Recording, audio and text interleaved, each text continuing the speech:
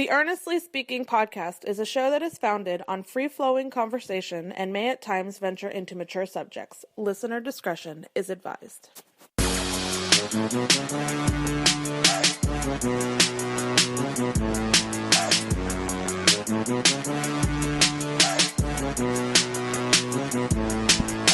Earnestly podcast coming to you on Wednesday, December 9th, 2020. It is the little peak, not the peak, no.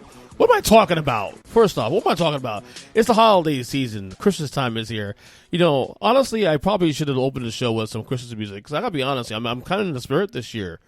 You know, I was telling folks way back, even before Thanksgiving, that listen, I'm giving folks a break, because typically I don't want to hear holiday music till after Thanksgiving. But this year, 2020, has been a bad year. It's been a terrible year for a lot of folks on these streets. So therefore, I'm giving passes across the board. Across the board. If you guys, you know, especially folks that are having a hard time, dealing with the COVID-19 and the pandemic, the lockdowns, and just the sudden changes, the fear, anything you're going through, listen, you're getting a pass from me. I ain't judging. I ain't judging any of y'all. You guys deserve a pass. All of y'all. Including me. And guess what? I'm in the spirit this year. And maybe I'll talk about it more in the next upcoming episodes about Christmas time and what it means to me and my family. I'll probably do that at some point. You know, at some point I'll do that. But quickly before I get started, first off, this podcast you can find on Apple Podcasts, Spotify, Stitcher Radio, Google Podcasts, Amazon Music. Yeah, all those places you can find this podcast. And also a shout out to my cousin Errol Christian. Him and his wonderful wife Dana had their third kid. You know, they had twins the first time, and they had a third kid, another girl. Congratulations, you know. My cousin Errol, he used to be on this podcast a lot back in the early days. We talked about 8 years ago. He used to be a regular. And all of a sudden, he got busy. It's all good, though, man. I still love you, because I was honored to be in his wedding also, too, back in 2012. You know, diehard Heat fan. Good dude. He's a great man. I'm so proud of him and everything he's doing. As much as him and his brothers, especially all my other cousins, too, especially, and his sister, you know. Errol, Ellis, Elliot, Imani. Love you guys. If you listen to this podcast, of course. Oh, man, the holidays are here. You know, holidays are here. And one of the things I'm having a problem with these days, and this is what happens when you have a family, especially too, I find it harder. Like, you have to get a routine going, you know, and I have a hard time getting a routine going these days. Like, I'm a creature of habit, and I've always have been. And I remember even before I got married and had children, you know, I always had a certain routine. It was, I mean, now granted, it's easy to get a routine back then because, hey, listen, it's only you. It's only you. Just you and your life. You do what you want. So we'll go back to my teen years because it doesn't make any sense. But, you know, at least before I met Lauren and before we had our kids, Eli and Logan, you know, my life was simple. I go to work. I was in the band at the time. We go to band practice. I go to the gym. I have dinner with myself. And that's the thing about me. One thing I learned even then is that I knew I didn't need any people with me. I had a lot of friends. I have a lot of friends now as it is. But I always knew how to manage myself without needing people. I was never codependent on people. Like, I go into concerts by myself. I saw Metallica for the third time by myself. Now, granted, I saw people there at the show who I knew were there, but I went by myself. I didn't need people to do things with me. If I wanted to go somewhere or do something, go to a movie, whatever it maybe be, I would do it by myself. I didn't ask anybody for that. I didn't need a date. You know, if I got a date, I'm not going to turn it down, but I didn't go out of my way to do that. So establishing routines for me before I got married and had kids was easy because this is me. You know what I'm saying? We had my priorities of, like I said, the band, the music, you know, going, you know, doing shows or going to practice or, if we had recorded an album, recorded, demos, we would prioritize that. And I had work, and I had my, I used to go to the gym a lot back then. I need to get back to the gym, by the way. So I had my own vibe. And it was cool. I kind of missed that. Don't get me wrong. I love my life now. I love my kids and my wife. But I'm just saying, it's funny. Routine was easy. And even when my wife and I, before we had kids, we would have certain routines. We have certain traditions we started established in our family before we had kids. And then we try to do the same with our kids, routines and whatnot, but it's gotten harder, with the schedules we have. First off, now I'm probably the one with the most consistent schedule in terms of I work the same time. The days I work the same times. So I do have a routine to some degree when it comes to, okay, I get home at a certain time, I have dinner this certain time, and then I put my kid to sleep. I'm the one that puts my youngest one to sleep, Logan, because he's adapted to me putting him to sleep the last couple of years as opposed to, my wife. He sleeps easier than me, so I put him down, and he's out like a light. He loves is the daddy's boy, whatever is what it is. It has certain routines in that nature, but one of the things that I'm trying to get back to at some point, I'm going to try this tomorrow, maybe even Friday, maybe next week, is try to really establish a morning routine. Now, the issue I'm having with establishing a morning routine is this. The problem is I'm trying to serve so many masters. As you have a family and you have a marriage, all that, you realize that 24 hours doesn't seem like, 24 hours seems like a lot of time in a day, but when you have a family, it's really not. So you're bargaining with yourself. So in my case, there's a lot of things I value. I obviously value my time with my wife. I value the time with my children. I value my me time to do this podcast or to do whatever, things I want to do, or reading or listen to podcasts or watching any content I'm dying to watch, So you end up bargaining with yourself. So one of the things that's, I know with my kids, we spend time, when I get home from work, whether it's 5 o'clock or 7 o'clock in the evening, we have about anywhere between, at no more than 2 hours, no less than 2 hours, but no more than 4 hours between, me being able to spend time with them and I'm going to sleep. And then my wife and I, on the night she's home, except for one night a week, which is Thursday, we have time away from the kids, alone time for us, which typically is around between 9 and 12, well, midnight, maybe 1 a.m. rather. And, we value that time. We spend,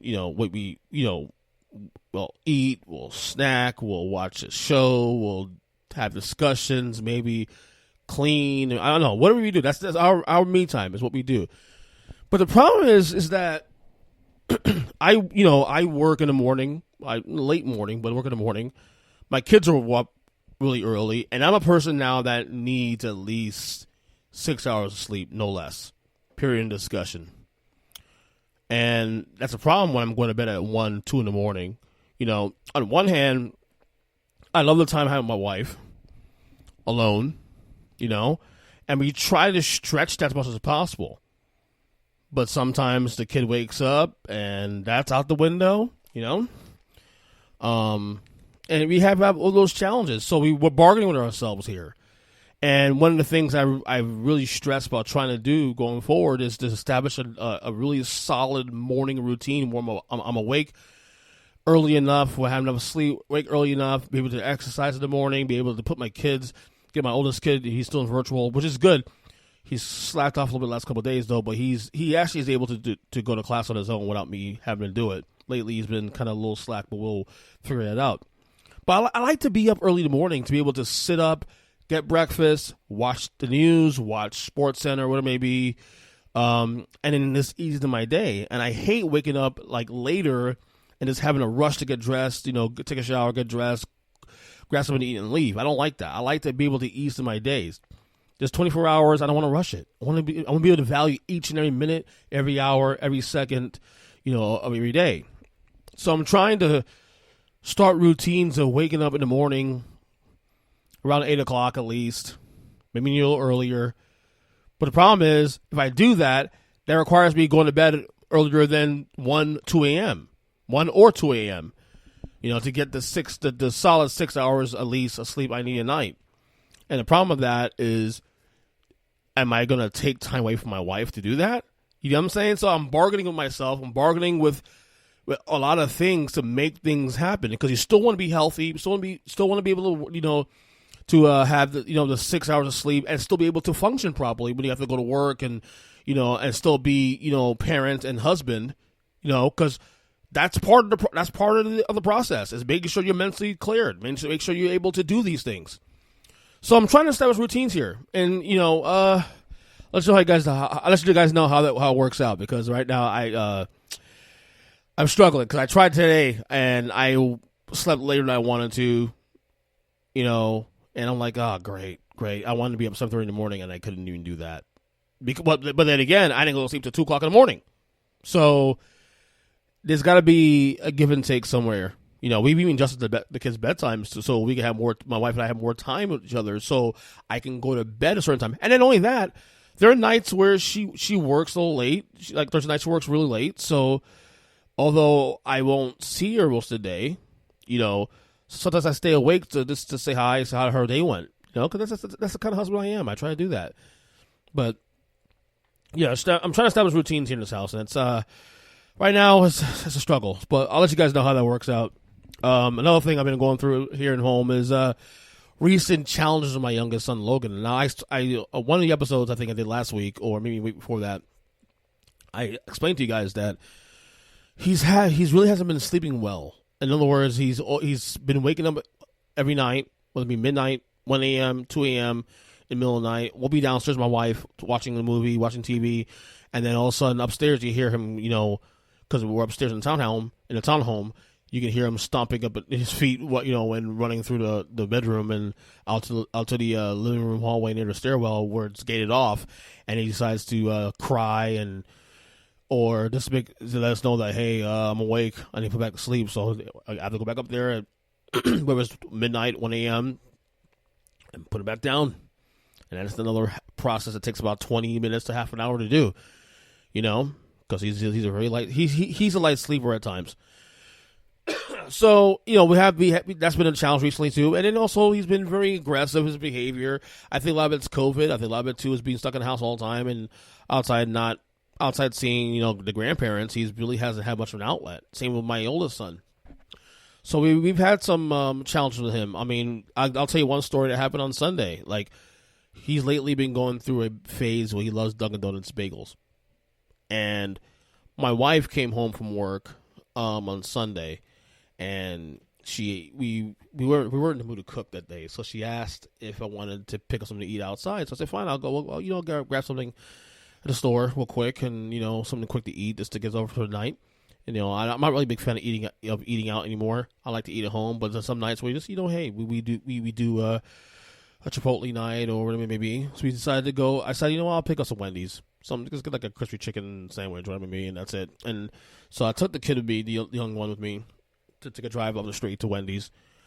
And then he starts, as we're going through, the city to get food, and he starts complaining that he wants fries. He wants McDonald's fries. This is after I get Wendy's. So I go to McDonald's, get fries. I grab the fries. We go back home with the food, and all of a sudden he starts crying. He wants bagels.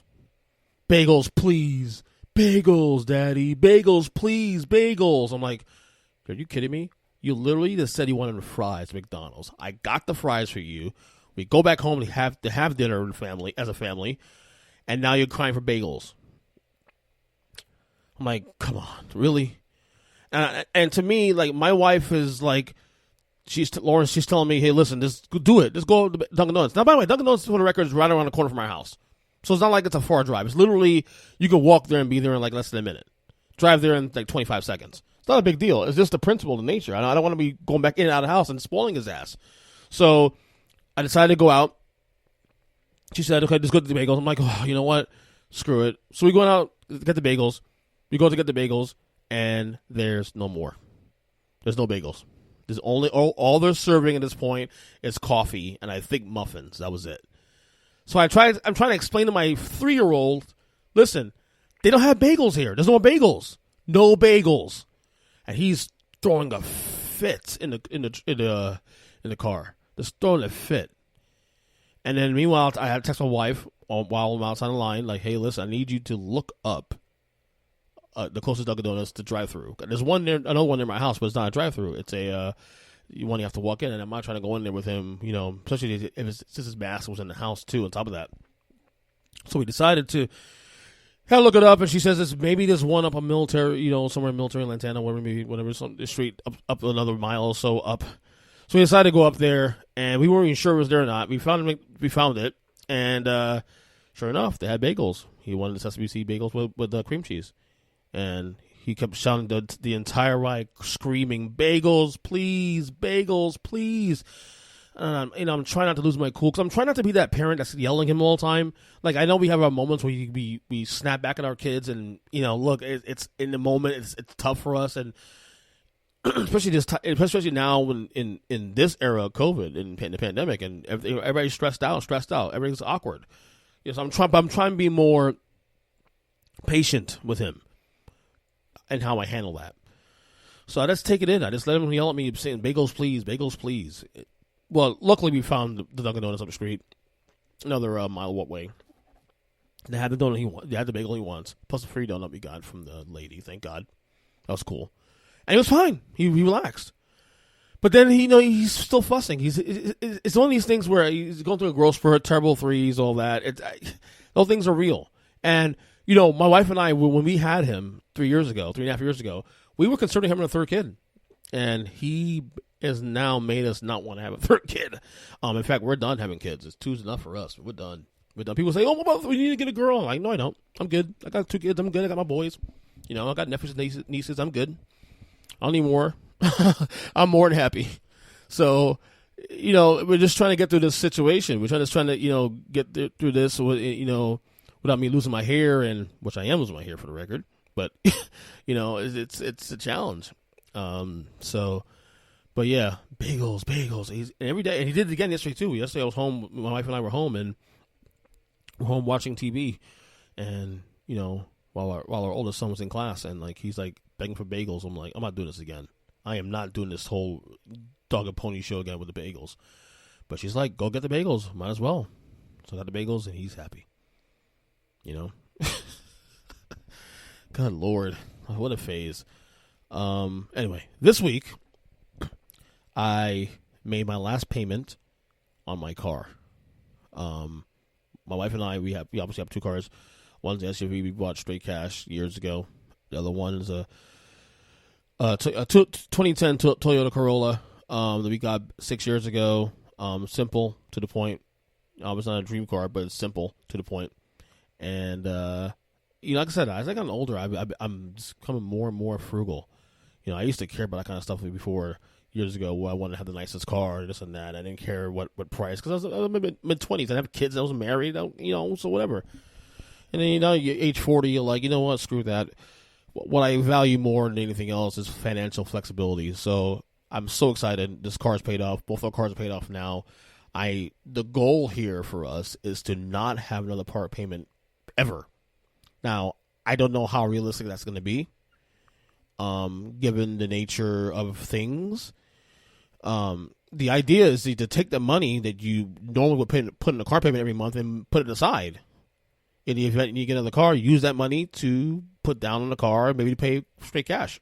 So that's I'm going to try to do that, but gosh, I'm so happy you had no more car payments. My wife, when I called her, say we made the last payment, she's like, "Oh my gosh, I feel so responsible." And she's right. Like, this is a big deal because, this is something I talk about a lot with people I'm close to. Something I'm passionate about, minimalism and simplicity and value and, this things of that nature.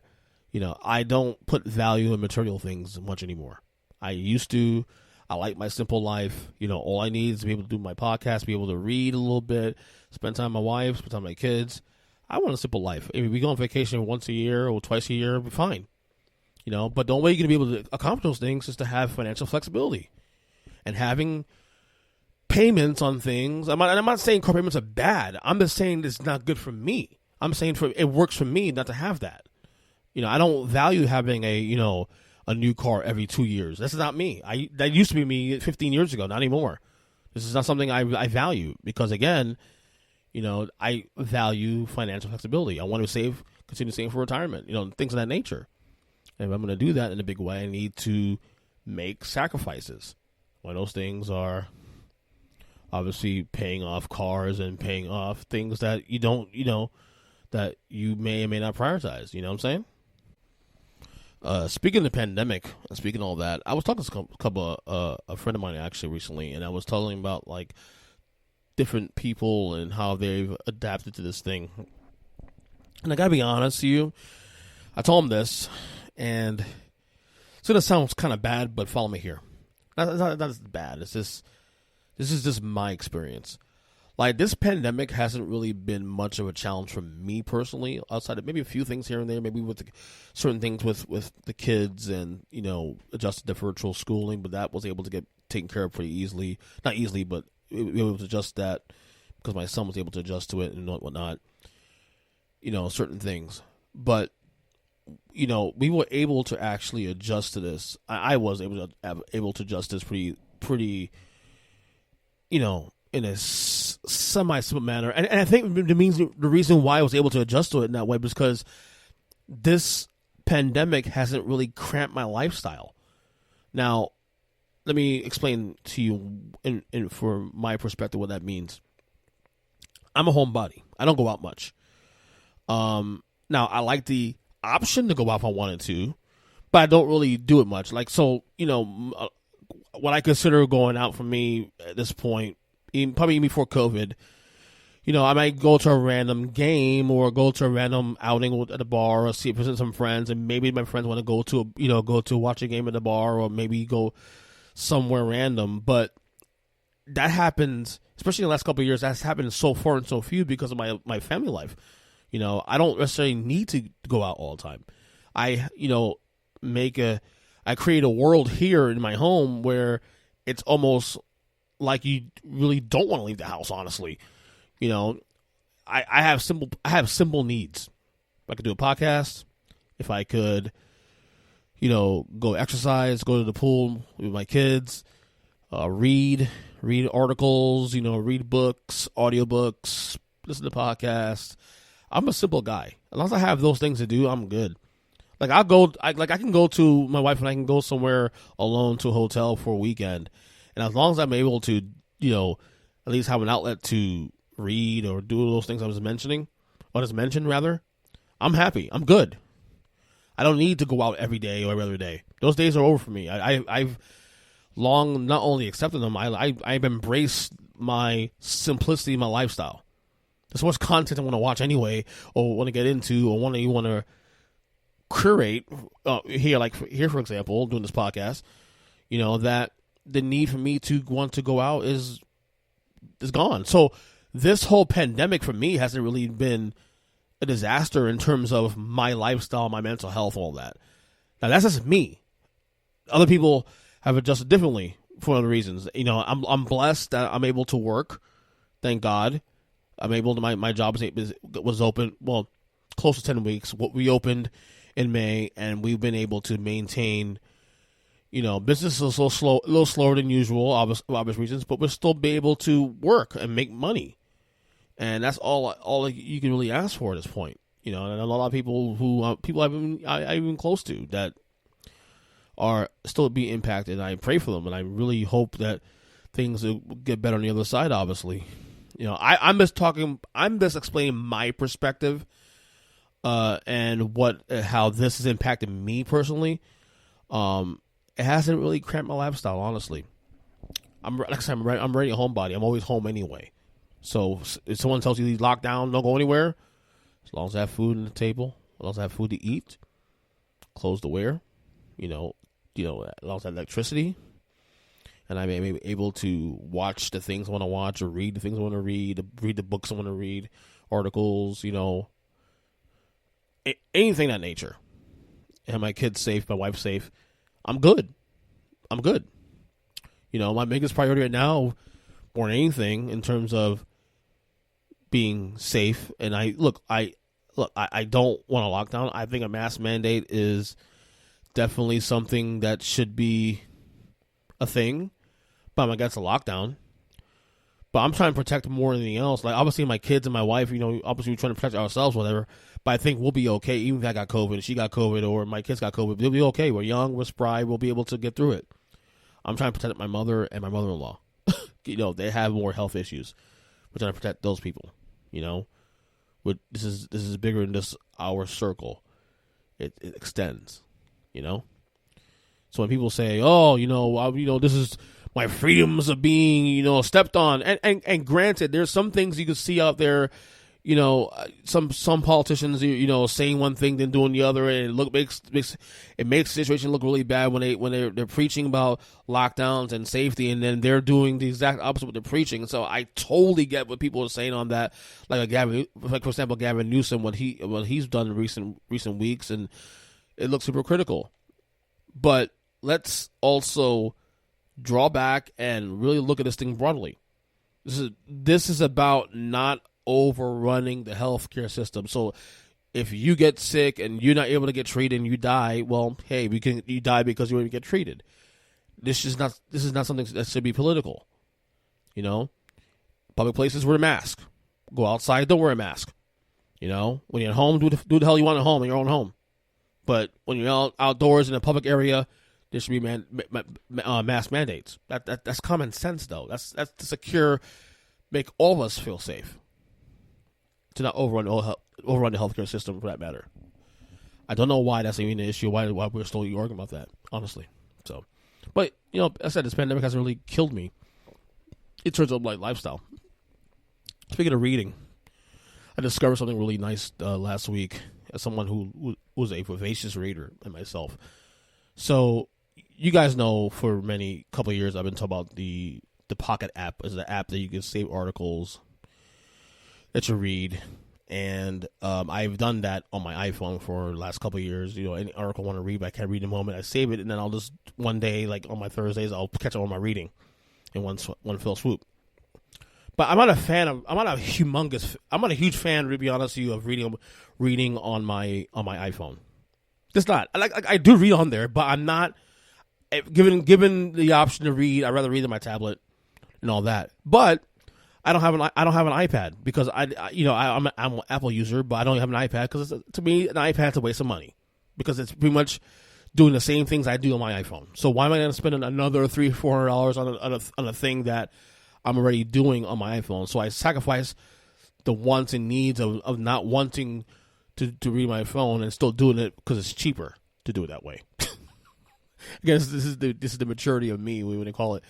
Well, lo and behold, I found out that the Pocket app, and I have an Amazon Fire 8, which is much cheaper than the iPhone. Because all I really needed to do is to read on, to watch, and to stream, apps like, HBO, Showtime.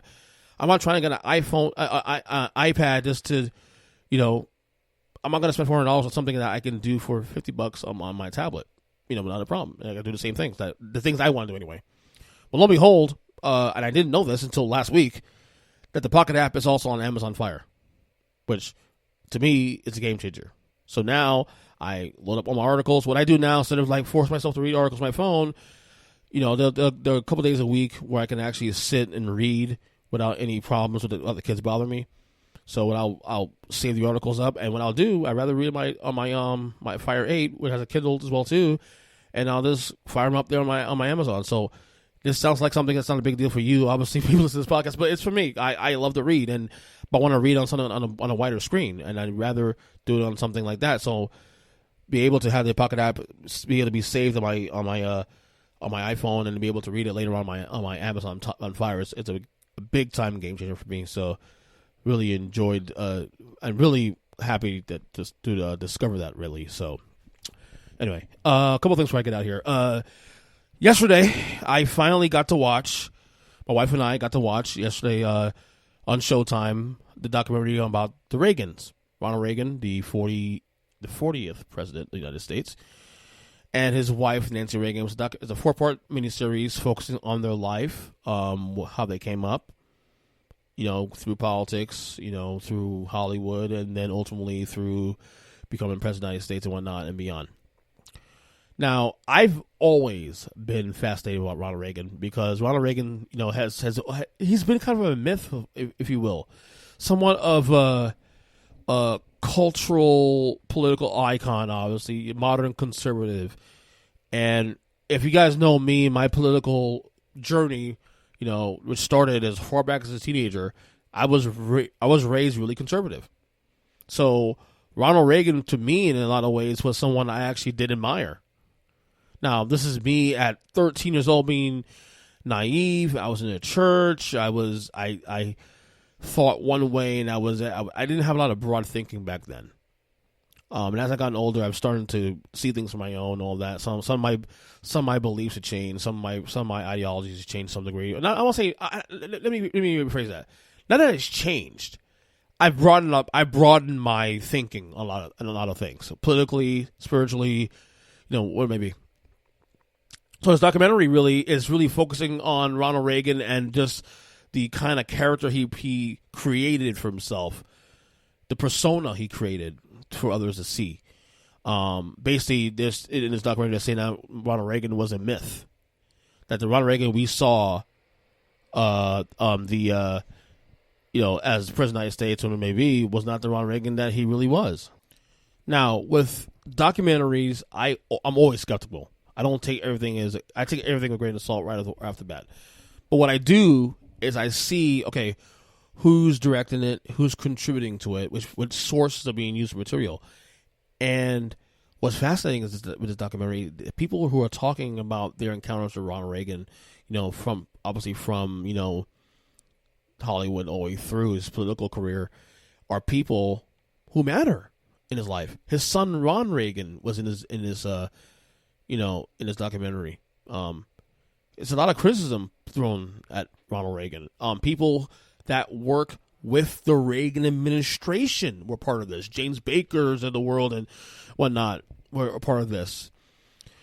And, Leslie Stahl. People of sourcing that are legitimate people. So it gave the documentary some legitimacy. That's why, I wanted to make sure that this wasn't a hit job either. Like, you could be critical and not make it a hit job. This wasn't a hit job. This is very critical. One of the things about Ronald Reagan, you realize, he used to be a Democrat, and then he changed in 1962 to Republican. His ideology changed. He had a vision of America that wasn't really realistic.